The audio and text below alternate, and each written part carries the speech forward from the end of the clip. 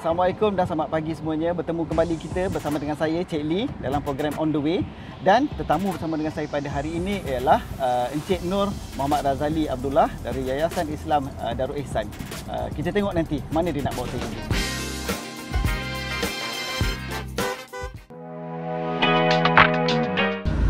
Assalamualaikum. Salam, Cik Razali, apa khabar? Baik, Cik Lee.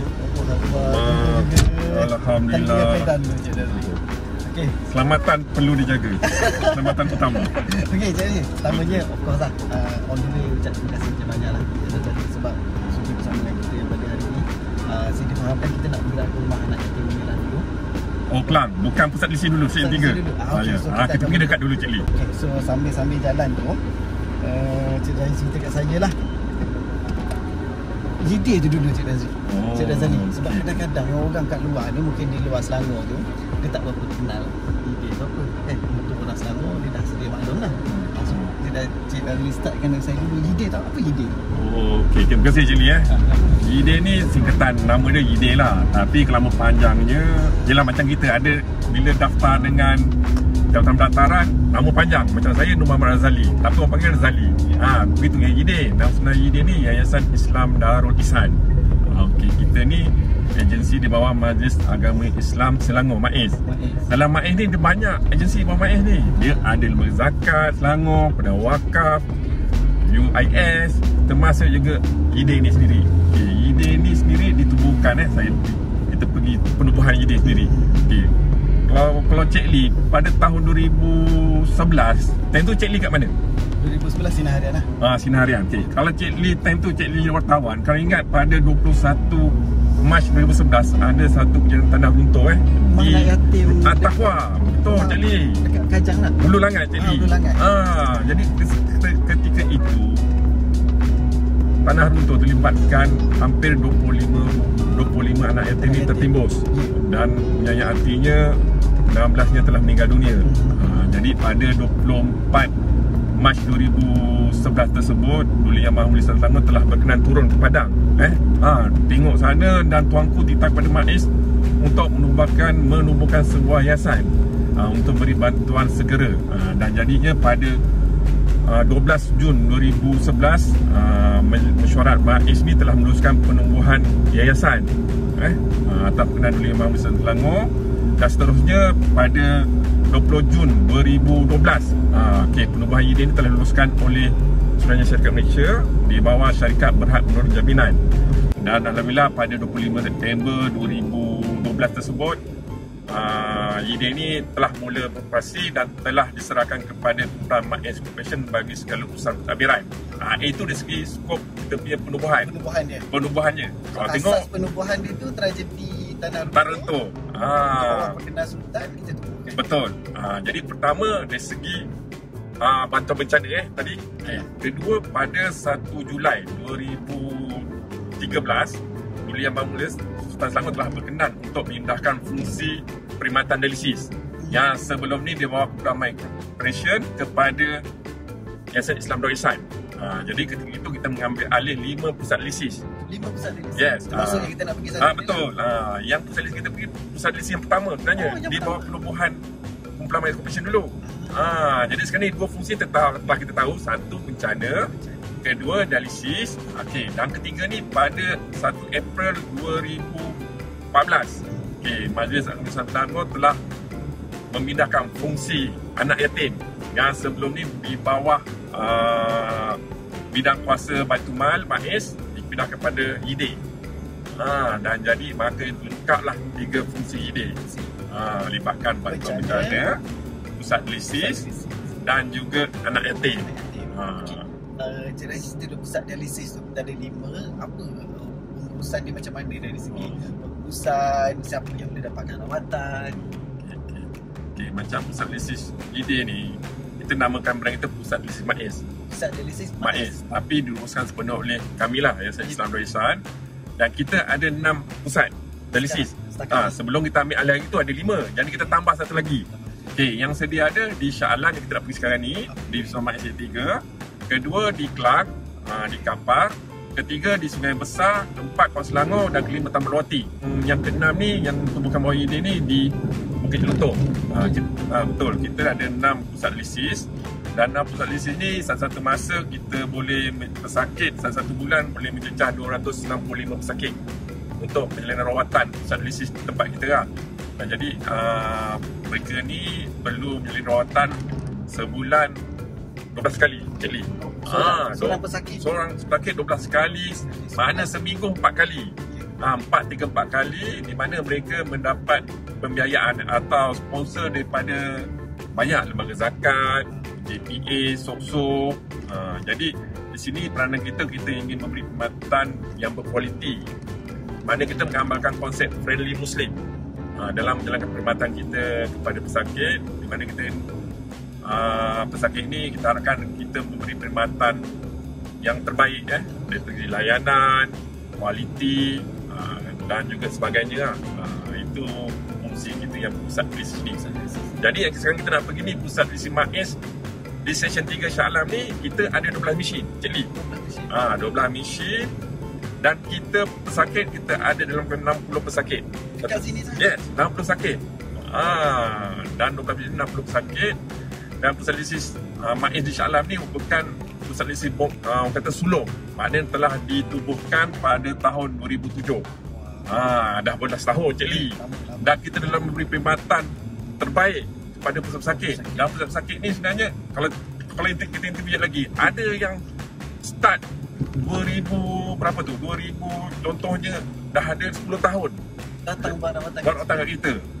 Ada orang ni menjadikan pusat rawatan kita sebagai rumah kedua mereka. Sebab mereka satu hari 4 jam rawatan. Satu hari 4 jam, 3 atau 4 kali seminggu. Betul. Sekarang ni kita nak tahu pesakit buah pinggang ni, kita kena pasti mereka ni stage berapa. Buah pinggang ni dia ada 5 stage. Stage 1, stage 2 ni, stage 1, 2 ni okey lagi lah. Stage 3 ni kena jaga. Stage keempat ni dah kena pergi hospital pakar, hospital kerajaan. Dan kelima ni, kalau stage kelima ni kena buat dialisis. Jadi mereka yang stage 4 ni, yang mereka ni perlu pergi ke klinik-klinik atau hospital kerajaan untuk sempat mengenal pasti masalah diorang. Dan apabila doktor nefro di hospital tersebut mengenal pasti mereka mengalami kegagalan buah pinggang tersebut, dialisis, dan mereka akan keluar satu surat. Dan pada sama juga pesakit-pesakit ni perlu mencari pusat dialisis yang berhampiran.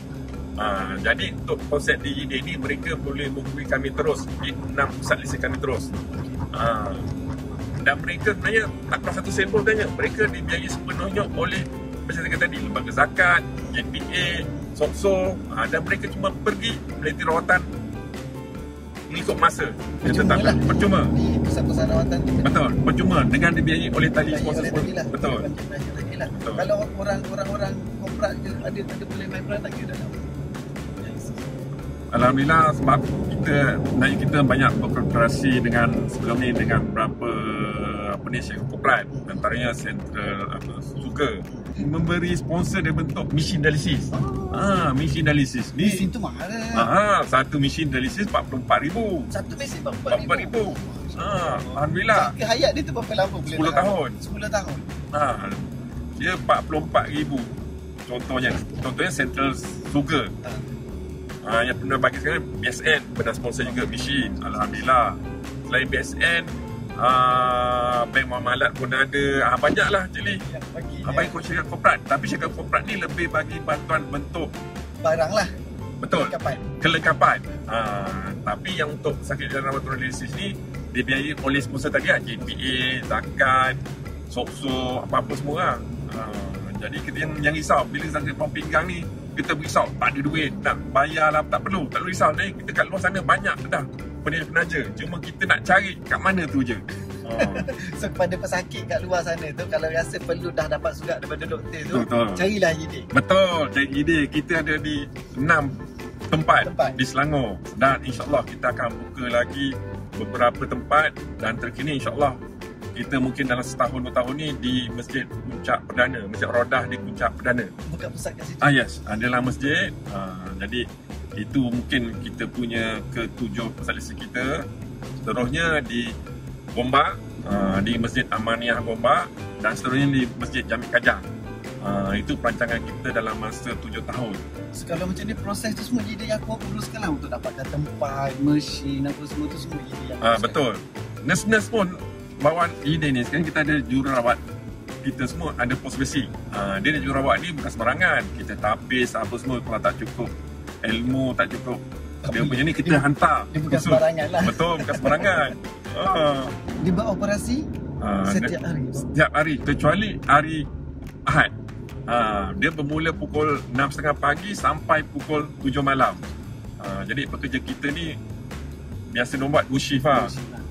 Lepas ni kita nak bergerak ke rumah anak yatim. Okay. So, kat rumah anak yatim ni peranan diri tu macam mana? Anak yatim ni kalau ikut Patah Selangor anak yatim ni pun kanak-kanak yang kehilangan bapa. Yang mereka ni di bawah umur 16 tahun ke bawah. 16 tahun. Jadi itu masuk anak yatim. Kalau 17 tahun, 18 tahun ayah dia meninggal tu bukan anak yatim. Macam kita ni bukan anak yatim lah. Tapi sekiranya kematian mak pun bukan anak yatim. Sebab kenapa bapa? Sebab bapa ni punca pencarian pendapatan bagi keluarga. Jadi itu maksud anak yatim. Dan jadi kalau untuk anak yatim di Selangor ni kita ramai sebenarnya. Kalau ikut data kita pada Februari 2024 yang baru kita finaliskan minggu lepas, kita sekarang ni ada 11,386 orang anak yatim individu. Mereka ni duduk di rumah penjaga masing-masing. Maknanya mereka ni duduk di rumah mak dia orang ataupun atuk-atuk dia orang. Itu satu kategori anak-anak yatim individu. Ramai tu. Betul. Kedua, ini rumah-rumah kebajikan anak yatim. Yang maknanya sekarang ni kalau Selangor ni memang ramai lah. Memang banyak. Sekarang ni yang daftar bawah kita ada 32 rumah kebajikan anak yatim. Sekarang ni ada 32 rumah anak yatim mendaftar di bawah Yayasan Islam Darul Ihsan. Okey. Daripada 32 ni, kita tengok tahun lepas kita ada 25. Okey, 25. Tapi bila kita buat bancan balik, turun padang, ada satu rumah anak yatim yang tak patuh kita punya kata syarat. Jadi kita keluarkan satu rumah anak yatim dan pada sama juga kita tambah lagi 8 rumah anak yatim baru. Bila bulan Januari baru ni kita pergi site visit pada rumah-rumah anak yatim baru ni, kita tengok diorang comply. Jadi sekarang kita ada 32 rumah anak yatim berdaftar bawah UD. Kita tengok daripada 32 ni kita pastikan mereka berdaftar satu di bawah ROS. Pejabat pendaftaran. Pendaftaran syarikat kan? Betul. Kedua, mereka ni perlulah mendapat kelulusan orang kata Jabatan Kesihatan. Sebab Jabatan Kesihatan turun tengok kesihatan budak-budak ni. Itu diorang kena comply. Dan ketiga, mereka ni orang kata perlu mendapat kelulusan daripada bomba untuk beroperasi. Bila mereka tak dapat tiga-tiga ni, automatik kita batalkan mereka punya pendaftaran. Sebab kita memastikan mereka ini mematuhi keperluan pihak berkuasa tempatan. Bagaimanapun kita beri mereka peluang ni selama 3 tahun. Maknanya walaupun mereka tak mempunyai tiga-tiga tadi kelayakan, kita bagi peluang mereka untuk daftar bawah 3 tahun ni. 3 tahun kita akan bagi bantuan kewangan, kita bagi khidmat nasihat, kita bagi training untuk pastikan mereka berdaftar dengan tiga-tiga perkara ni. Tapi Alhamdulillah, yang satu ni saja yang bila kita turun buat survey, buat naziran, satu ni memang tidak menepati kita punya kelayakan lah. Dan bila 8 yang baru ni, bila kita tengok mereka ni menepati semua syarat, termasuk juga berdaftar dengan PBT. Ni yang PBT ni penting sebenarnya. Kita perlu pastikan mereka, bangunan-bangunan mereka ni selamat diduduki. PBT dan juga dengan JKN. Jadi peranan betul. Jadi antara kita punya keputusan ide, kita hendak mengawal selia mereka. Dia bukan kawal selia, dia kawal selia ni macam kita kontrol. Kita nak memantau. Agar kebajikan ni tidak menggunakan anak-anak yatim ni untuk tujuan orang kata sedekah. Di tepi jalan, di petrol station, kita nak elakkan. Kita nak jaga anak-anak yatim ni lah. Mereka tak ada penyalahgunaan kanak-kanak ni. Itu pertama. Kedua, kita memberi, sudah pastinya kita bagi khusus-khusus atau program motivasi kepada anak-anak yatim ni. Dan ketiga, kita juga memastikan kita beri bantuan khidmatan kepada penjaga iaitu penguasa atau pengetua rumah penjagaan ini dari segi ahli pentadbiran dan juga kewangan. Kita bagi bantuan kewangan kita per kepala anak yatim. Orang kat dalam betul. Per kepala. Buat masa ni kita bagi setahun satu kepala satu anak yatim ni 1,000. Tapi benda ni dibagi kepada rumah kebajikan tersebut untuk banyaklah urusan utility diorang nak buat program dalaman. Sebab kita ni cuma tambah je apa yang ada. Sebab sebenarnya macam diorang ni dapat juga bantuan JKM. Kalau ada selain itu mereka juga mendapat orang kata bantuan daripada penduduk setempat. Yang kita bawa konsep kebersamaan masyarakat dengan JD. Kita nak mengajak masyarakat ni bukan saja bagi sumbang dari segi duit, RM1 tak ada. Mungkin dari segi maklumat-maklumat yang ada pada mereka kan, penduduk sekeliling. Macam saya beritahu tadi, sekarang ni bilangan anak yatim individu tahun lepas kita ada 9,081 orang. Dan data terkini kita ada 11,386. Itu meningkat hampir 30%. Ini semua kerjasama daripada masyarakat setempat. Bila berlaku kematian bapa penjaga tersebut, masyarakat membantu anak yatim tu tersebut untuk berdaftar dengan IED. Itu alhamdulillah, itu pertama. Kedua, sudah semestinya bantuan kewangan Cik Lee. Bantuan kewangan kita menyediakan pelbagai platform banyak. Tapi mesti masyarakat nak tahu duit kita ke mana. Okay, satu, kita bagi anak yatim individu ni, satu kita bagi bantuan hari raya. Bantuan hari raya, awal sekolah. Tapi yang menariknya bantuan hari raya ni Cik Lee, kita adakan program bersama Raja Muda Selangor. Jadi budak-budak ni, anak-anak yatim ni happy berjumpa dengan kita punya Raja Muda kita. Mereka punya masa hampir 2 jam untuk bersama-sama dengan Raja Muda. Kita buat semasa bulan puasa, hari Sabtu Ahad di masjid-masjid terpilih. Pada sama kita bagi bantuan hari raya, pada sama juga kita beri tazkirah kepada budak-budak ni.